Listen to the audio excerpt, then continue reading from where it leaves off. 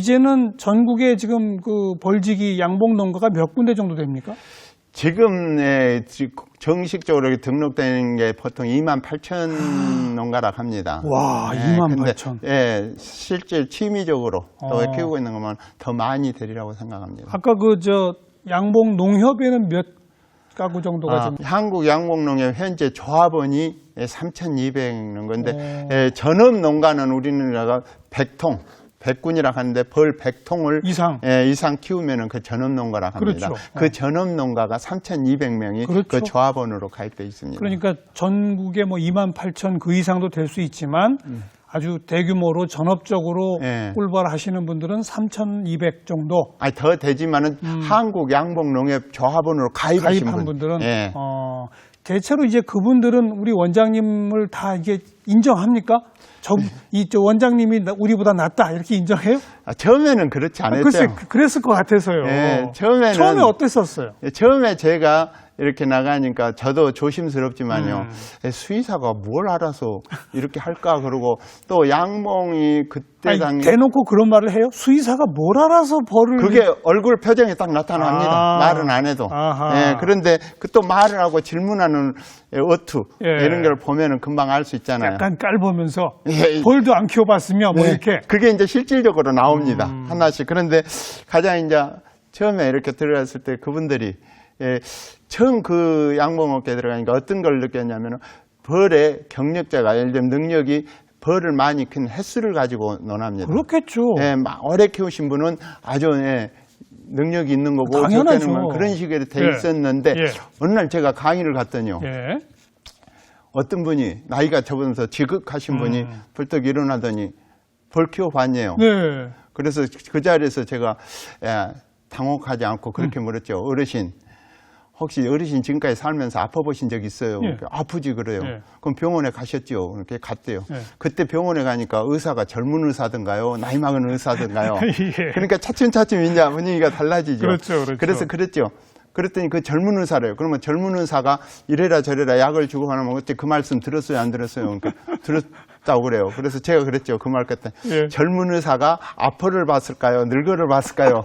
그랬더니 앉아버리시는 거예요. 그랬더니 이제 조용하면서 그때 난데 그러자 또 다음 기회에 어떤 똑같은 일이 또 벌어지는 거예요. 그때 어떤 교육생이요. 딱 그러는 거예요. 제가 말 아직 답변도 안 했는데 수의사가 소 키워야 수의사하고 개 키워야 수의사냐고요. 그렇죠. 그 한마디 이렇게 쉽게 또 평정되더라고요. 맞아요. 이제는 그러니까 좀 인정해 줍니까? 이제는 이제 그런 게 없이 그죠? 모든 게 제가 좀 더 자유롭죠. 그런 일 없죠. 오히려 이제 그분들이 많이 배우려고 합니다. 근데 그럼에도 불구하고 아까 원장님 표현이 아직도 벌은 정확히 모르겠더라. 그만큼 진단이 어렵습니까? 진단도 없고요. 작은 거대요. 작은 거대 이렇게 예를 들면 우리 사람이 하나를 이렇게 되면 먹고 이렇게 소화하고 씹고 이렇게 하는 기관이 다 있는데 그 작은 거대 그 생활사를 다 넣으려니까 오밀조밀해요. 한 건데서도 두 가지 세 가지 일을 해야 돼요. 하나를 예를 들면은 여기 육아를 하려면은 벌 머리에 있는 샘이 있는데 하인두샘이고 턱샘에서 노얄제를 만들어요. 그 육아를 할 때 이제 벌도 유전적으로 그 커나가는 일령이 있거든요. 그러면 안에서 이렇게 육아를 하고 내역을 하고 있다가 애역 밖으로 나가면 역봉은 일을 해야 되잖아요. 그러면 그때 꼭 꿀을 채취하는데 꿀 따러 갈 때 그 꿀 속에 이제 육아할 필요는 제리를 만들 필요가 없잖아요. 그 제리 공장이 이제 밖으로 나가면은 그 제리를 만들었던 공장이 밖으로 나가면 이제 전화 효소 공장으로 바뀌어요. 이런 오밀조밀한 것이 있어가지고 그런 걸 전부 다 그러니까 좀 어려움이 많더라고요. 여기도 일종의 전염병 같은 게 있죠. 많죠. 그렇죠. 막 전국이 초토화되고 이런 경험도 있었습니까? 그게 가장 한 예로요. 2010년도에요. 우리나라 토종벌이에요. 낭충봉화부패병이라는 바이러스 질병이 감염돼가지고 한번 그 생산 기반을 이렇게 무너뜨리니까요. 그래요. 지금도 아직 회복을 못 하고 있습니다. 10년이 흘렀는데도. 그런 건 직효약이 없나 보죠? 특효약이? 바이러스 그러니까 어떤 바이러스 제제가 지금 다 아시다시피 어떤 약제가 그렇게 없습니다. 바이러스라고 하는 게 그렇죠. 네, 그러면은 이제 일반적으로 우리가 이 코로나, 우리가 코비드-19 이렇게 일반적으로 아직까지 백신도 없고 치료제도 없잖아요. 그런데 그거를 우리가 속수무책으로 당하는 게 아니라 거리두기하고 손 씻기하고 이렇게 하면 지금 막아가고 있잖아요. 그렇죠. 네, 꿀벌도 그렇습니다. 근데 꿀벌은 서로 날아다니는데 어떻게 그걸 막아요? 네, 이제 일반적으로 사회적 거리두기가 안 되잖아요. 그래서 이제 일반적으로 집단 감염이 되는데 꿀벌에 있어서 질병이 그 바이러스 질병이 생길 수 있는 가장 큰 요인이 꿀벌은 어떤 경우로도 굶었을 때가 문제가 많이 됩니다. 굶는 데에서.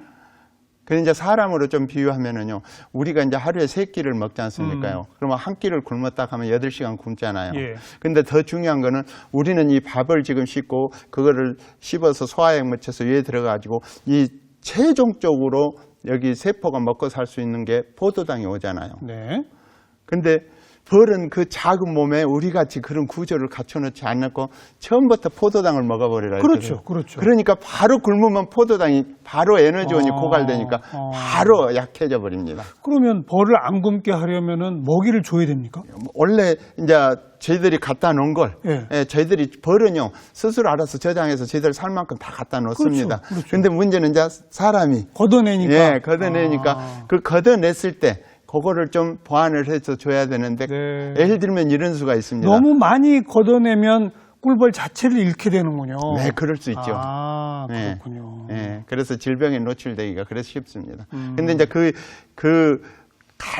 생길 수 있는 여건이 하도 다양하니까요. 알겠습니다. 벌은 종류가 많아요? 벌도? 대략 지금 야생종의 벌은요, 대략 2만 종으로 알려져 있습니다. 2만 종이나? 네. 꿀벌도 그럼 종이 여러 가지예요? 꿀벌도 이제 그 중에서 꿀을 따면서 침을 가지고 있는데 현재 알려져 있는 게 이제 11종 정도. 꿀벌은 11종인데 야생벌은 2만 종이나 된다? 여러 가지가 있죠. 11종 외에 나머지 벌들은 꿀을 안 따요? 꿀을 또 따는 벌도 있습니다. 예를 들면 스팅리스라고 벌침이 없는 또 벌도 있어요. 벌침이 없는 벌도 있고. 그러니까 그런 또 꿀을 갖다가 저장하는 게 있고요. 근데 우리나라에서 흔히 기르는 꿀벌은 한 11종? 이제 일반적으로 우리나라에서는 토종벌, 서양종벌, 거기에서 서양종벌의 한 3-4종류 이렇게 됩니다. 한 4-5종류만? 3종류. 3종류 정도를 주로 키운다? 그래서 전체적으로 토종, 서양종 한 3종에서 한 4종류 키우고. 나머지 야생종도 우리나라에 또 많습니까? 그렇게 없죠, 우리나라. 많진 않아요? 그럼 주로 어디, 아프리카 막 이런 데? 우선 열대지방 같은 경우는 벌이 나무에다가 벌집을 짓고 있잖아요. 자이언트 종이라고. 그런 게 이제 다 종류가 다른 거죠. 그렇군요. 그것도 꿀 나오는 벌이죠. 근데 비교적 우리나라는 그래도 벌의 종류가 많지는 않군요. 그 왜 요즘 그 사람들 잘못 쏘이면 죽는다는 말벌 막 이런 거 있잖아요. 그런 벌들은 뭐예요, 그러면? 그러니까 그 벌들은 꿀 안 먹죠? 꿀 안 먹죠. 말벌은 원래 한 해살이에요. 1년밖에 못 살아요? 네네. 그러니까 이제 지금 이렇게 겨울 되면서 야왕벌 후보군이 월동 들어가죠. 그리고 이제 야왕벌, 일벌, 숫벌, 말벌 중에 그는 전부 다 이제 한 해로 생명을 끝나고 야왕벌 후보군이 들어갔다 내년에 또 3, 4월 달에 다시 나오고 그러죠. 근데 그 말벌은 주로 땅에도 집 짓고 막 그러더라고요. 다 틀립니다. 땅에서 집 짓고 사는 말벌, 나무의 중간에 정도 살고 있는 말, 나무 끝에서 사는 벌 이렇게 다양합니다. 그 서식지가 종에 따라 다 틀립니다. 근데 그 말벌은 그럼 꿀은 안 모으고 쏘면은 되게 독하고 그럼 백해무익한 겁니까? 그렇지 않습니다. 각각 생태계에서는요 다 자기가 있어야 할 자리가 있는 거예요. 그런데 우리가 이제 장수말벌을 하나를 들면요 원래 습속에서는요 우리에게 해로운 해충을 전부 다 이렇게 조절해 주는 게 말벌이거든요. 말벌이 해충을 잡아먹는군요. 그렇죠. 예를 들면 어떤 해충? 예를 들면은 우리가 재선충이 있지 않습니까? 소나무 재선충. 장수 하늘소. 그게 매개체잖아요. 그 장수 하늘소의 천적이 말벌입니다. 장수 말벌입니다. 그런 생태계에 이제 먹이사슬이 계통해서 조절을 하고 있는 거죠. 사람으로 봐서는 말벌이 그냥 무섭고 귀찮은 존재지만 생태계는 그런 역할을 하는군요. 그렇죠. 제가 오늘 프로그램 처음 시작하면서 말했던 꿀벌이 없어지면 4년 뒤에 인류가 멸종한다. 이게 근데 인터넷이나 이런 데 보면 대부분 아인슈타인 박사가 한 말로 알려져 있는데 아니라고요? 예, 저도 처음에 아인슈타인을 알고 있었습니다. 그럴 때 어느 글을 읽다 보니까 외국의 서점을 읽다 보니까 이 말을 누가 했는가 그러면서 아인슈타인이 했는가 아니라는 게 나오더라고요. 아인슈타인 박사는 물리학자인데 벌하고 별로 관련이 없어 보이는데. 그건 이제 모르죠. 어쨌든 그래서 이제 저는 그때부터 조사를 해봤죠. 그랬더니요. 전체 아인슈타인이 했을까? 그러면서 갔더니 이제 마침요. 터키에 세계 양봉대회가 있어가지고 터키에 제가 이렇게 출장을 갔는데 그때 거기에서 판매되는 책자 중에요. 예, 그 방금 말했던 것이 모리스 마테링링크라고 다른 분이 나오는 거예요. 이분은 노벨 문학상 탄 소설가 작가잖아요. 네, 그래서 그분이 파랑새 꿀벌의 삶이라고 이렇게 글을 쓰시고 노벨상 하면 작가시더라고요. 그분이 일대기를 조금 더 읽어보니까 벌도 키우셨더라고요. 직접? 네. 그러면서 그런 글을 쓰셨더라고요. 아인슈타인보다 한 17년 이렇게 앞섰어요. 선배시고. 네. 그래서 제가 이제 국내에 번역되는 아인슈타인 자서전이 있더라고요. 그래서 그거를 제가 쭉 읽어봤어요. 왜냐하면 아인슈타인이 정말 벌에 대해서 어떤 연관된 게 있을라나. 그런데 없더라고요. 근데 진짜 맞아요? 꿀벌이 사라지면 4년 뒤 인류가 멸종합니까? 예, 이제 그거는 사라져 봐야 알겠지만 결과적으로 우리가요 먹고 사는 주요 작물 100종이 있다면 그 100종의 71% 정도는 벌이 이렇게 열매를 맺게 해주잖아요. 와, 71%나? 그리고 중요한 역할을 하기 때문에 만약에 벌이 없다면 결과적으로 식량이나 모든 우리 먹거리가 없어지니까 인간 사는데 어려움이 있겠죠. 그래서 아마 그런 연유가 됐을 수도 있고 또 전체적으로 벌이 사라져버린다면 어떤 생명체가 지금 지구의 완전 변화니까 우리 생명체가 생명체도 살기가 어렵겠죠. 그런 연유도 있겠죠. 전 세계의 벌이 근데 뭐 멸종 위기다 이런 기사들이 가끔 나오던데 맞습니까? 저도 그걸 보면서 많이 듣는데 제가 가장 눈여겨본 자료는요. 아마존에서도요. 아마존 그 울림 지역에서도 그 벌이 사라지고 있고 또 줄어든대요. 그래서 한 30-40% 된다고 그 문헌을 보고 저도 좀 충격적이었죠. 왜 그렇습니까? 결국 생태 변화죠? 예, 결과적으로 기후, 온난화도 있겠지만은요, 더 중요한 것은 저는 그렇게 이제 물론 바이러스 질병도 있고요. 또 집단, 이렇게 대규모 농사를 지으면 꽃가루 같은 게 단일종으로 들어오잖아요. 그러니까 다양하게 섞여서 영양분이 들어오는데 영양이 편식이 되기 때문에 그런 문제도 있고요. 대규모 농장도 결국 그런. 예, 그리고 이제 침식하고 또 하다 보면 이렇게 대규모 농장을 개발한 게 야생화. 예, 이런 야생화 꽃을 피는 게 80%나 거의 줄어들죠. 예, 줄어들어 있대요. 그런데 이제 그 중에 제가 가장 지금 의심 것이하고 저는 이제 개인적으로 좀 그런 게 농약 예, 살포와 농약이 많이 의심되고 또 전자파요. 전자파? 예. 전자파가 꿀벌한테 안 좋아요? 네, 그게 실질적으로 지금 현재 제가 많이 이렇게 임상에서 경험하는 중에 하나가 그 통신 기지국이 있지 않습니까? 산에. 그 통신 기지국에 가깝게 벌을 갖다 놓으면 시간이 가면서 차츰 벌이 줄어듭니다. 이게 이제 자기장을 찾아 벌이 움직이는데 그런데 어떤 영향을 받는 것 같아요. 또 벌끼리의 의사소통에 그렇지 안 되는 게죠. 장애가 될 수 있고. 네. 그래서 그런 게 바이러스 질병. 지금 전자파 없는 뭐 공간이 없잖아요. 사실은 그게 우리가 알게 모르게 지금 이 통신 기지국 말고요. 더 큰 어떤 전자 장애가 그런 위협을 하고 있는지도 모릅니다. 야, 말씀 들어보니까 기후온난화, 바이러스 질환, 대규모 농장, 자연 생태계를 파괴하고 도시를 확장시키는 거, 게다가 농약 치고 전자파. 바이러스 질병. 우리는 이게 정말 벌한테는 정말 못될 짓만 하고 있네요. 아유, 좀 이렇게 말씀해 주시니까 편한데요. 제가 진짜 그 말을 하고 싶습니다. 네. 우리나라의 양봉농가나 우리나라의 꿀벌 숫자도 분명히 줄어들고 있습니까? 전체적으로는요, 우리나라 이제 양봉 농가 숫자는 많아지고 있습니다. 늘어나요? 예. 취미력을 좀 많이 해서 지금 키우는 게 훨씬 많아지고 있어요. 그래서 세계적으로 양봉 밀도가 사용 밀도가 제일 높은 게 한국입니다. 그래 많아지고 있는데요. 전체적으로는 줄어들고 이제 많은 분은 이런 말을 듣습니다. 제가 듣는 게 아니라 이제 농촌에 사신 분들이요. 이렇게 돌아다니면서 만나면은 뭐냐면 회전같이 벌이 없어. 그죠. 예, 이런 얘기를 저는 이제 직접 이렇게 예. 체감을 못 하는데 그분들은 얘기를 해요. 예. 예, 벌이 없어. 회전같이 이렇게 이런 얘기가 많이 줄어들고. 어떻게 해야 합니까? 네, 예를 들어 우리가요.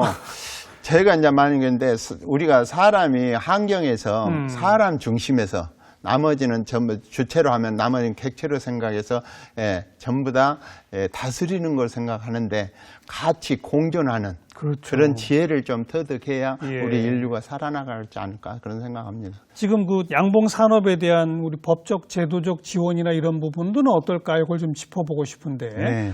양봉 산업법이라고 하는 게 시행된다고 하더라고요. 예. 그건 어떤 내용입니까?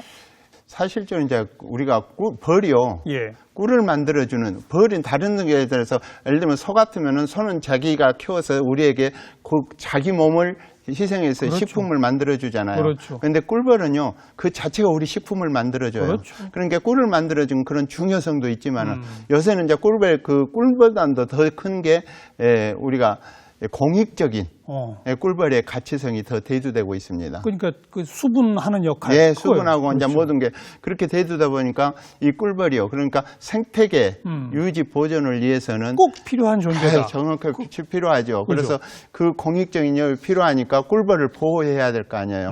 보호 관리하기 위해서 하기 위해서 보니까 관리를 해야 되고 네. 그러다 보면은 양봉 산업을 가장 안정적이고 지속적으로 그래야죠. 해야 되기 때문에 이 법률이 생긴 거로 이제 발했는데요.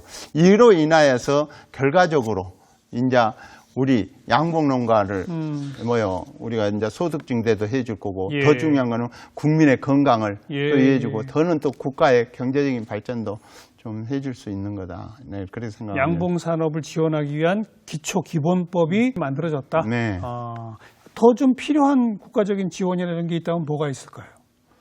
일반적으로 같이 우리가 자연적인 생물도 같이 살 수 있는 그런 게 좀 교육과 인식 변화를 좀 네. 같이 깨했으면 좋겠습니다. 네. 네.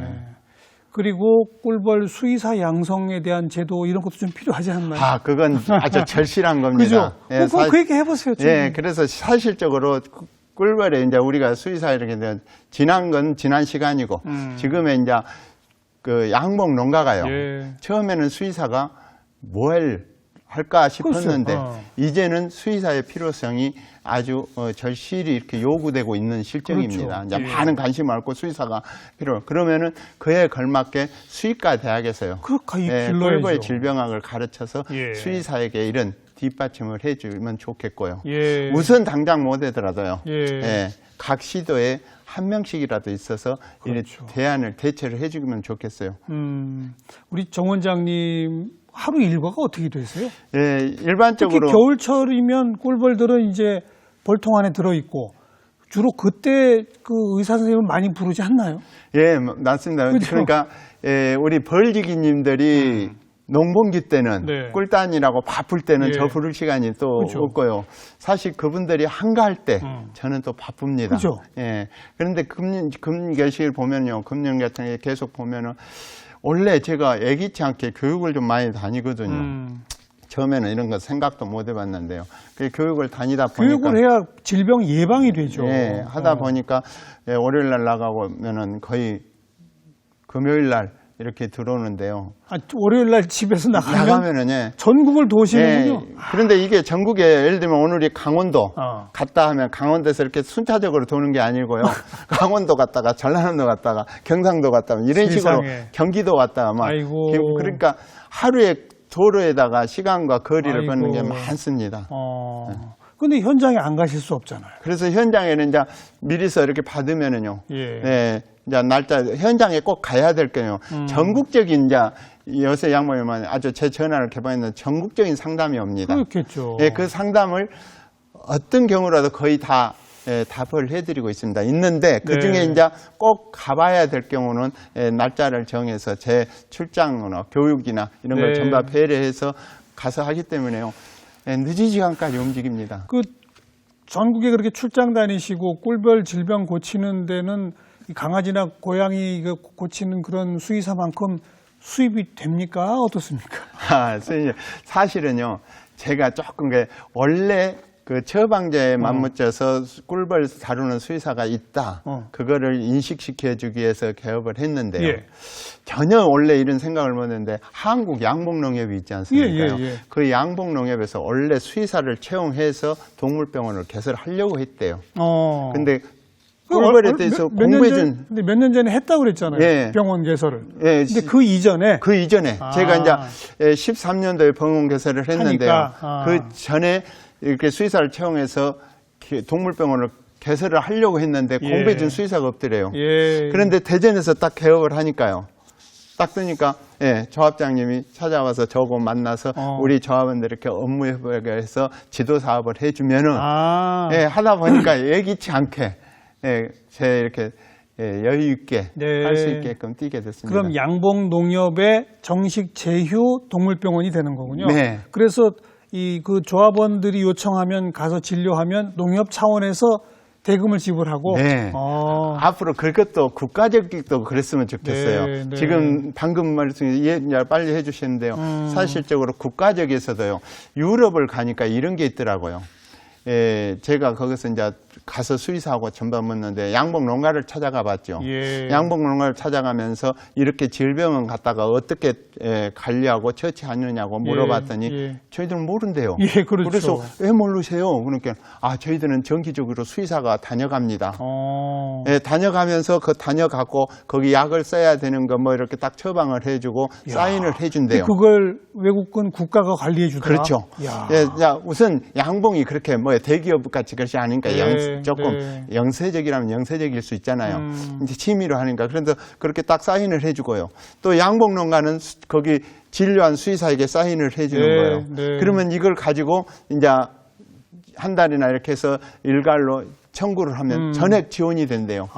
그거를 우리나라도 현재 약품 지원이 있거든요. 그 약품 지원이 약이 필요한 사람도 있고 필요치 않는 사람도 있을 거 아닙니까? 그걸 진단해야죠, 수의사가. 그걸 정확하게 쓰고 필요치 소모도 않고 이렇게 그 돈 가지고도 이렇게 수의사하고 약품을 이렇게 같이 나눠서 하면은 적재적소에 효과 있게 쓰고 이런 것도 좋을 것 같아요. 그게 양봉농협이 그렇게 하고 있습니다. 한 예예요. 우리 원장님이 아까 중간에 언급하신 것처럼 이 꿀벌을 키운다고 하는 것은 그 꿀벌 키우는 농가의 농가 소득증대라는 측면도 있으나 그보다 더 크게 우리 생태계 보호, 바로 그 기능, 공익적 기능을 하고 있다고 언급하셨잖아요. 그러면 정부나 지자체가 분명히 지원을 해야죠. 거기에 수의사도 꼭 필요하다. 전국의 봉침을 다 맞고 다닌다고 하셨잖아요. 다니실 때마다 안 쏘일 수 없으니까. 반대로 전국의 좋은 꿀은 다 드시고 다니시겠네요? 참으로 역설적입니다만은 제가 봉침은 전국에 다 맞고 다니는데 제가 벌꿀, 녹용, 인삼 있지 않습니까? 이거 보약이라고 하잖아요. 이게 제 개인적으로 체질에 안 맞습니다. 몸에 안 맞아요? 그래서 벌꿀은 그 맛을 지인이 파악해보기 위해서 제가 좀 먹죠. 일반적으로 맛만 보고? 즐겨 먹지는 않습니다. 원장님 앞으로 계획은요? 목표와 계획. 지금 저한테 여건만 준다면은요. 지금 계획을 함부로 세우기 어렵냐면은 전 이제 갈참이잖아요. 나이가 어쨌든. 이렇게 정정하시고. 아니요. 그런데 어떤 기회가 준다면은 우선 후진양성이요. 배운다가 제가 물심양면으로 해주고 싶고요. 또 하다 보니까 아직 교육에 그 많은 필요성이 있고 알고 싶어하는 그 고갈되는 것을 좀 채워줄 수 있는 방법이 제가 일일이 돌아다니면서 하기는 좀 버거워요. 체력적으로도 그렇죠. 그래서 그거를 저는 게 어떤 교육. 그래서 요새 지금 비대면 교육 있잖아요. 그것도 지금 제가 활용해서 그걸 좀 해주면 좋겠고. 이제 가장 시급한 게요. 준비하고 있습니다. 그동안에 준비하고 가르치고 현장에서 봤던 해서 꿀벌 질병학이라는 책을 저술하고 싶습니다. 꼭 하셔야죠. 이거는 원장님을 위해서가 아니라 우리나라 후학 양성을 위해서 꿀벌 질병학 책 우선 빨리 쓰셔야 됩니다. 지금 준비 중인데요. 그리고 그 책을 교재로 해서 체계적인 강의, 교육, 후진 양성이 있어야 되겠네요. 하실 일이 많습니다. 아, 체력 보충하시고요. 네, 감사합니다. 정 원장님 오늘 고맙습니다. 아, 고맙습니다. 네. 네.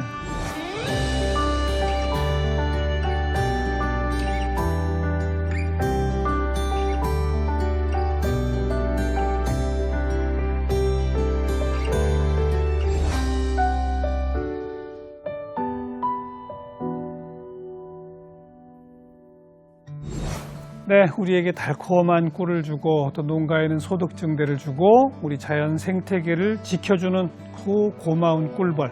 그 꿀벌의 건강은 우리가 지켜줘야죠. 네, 다음 시간 또 뵙겠습니다. 안녕히 계십시오.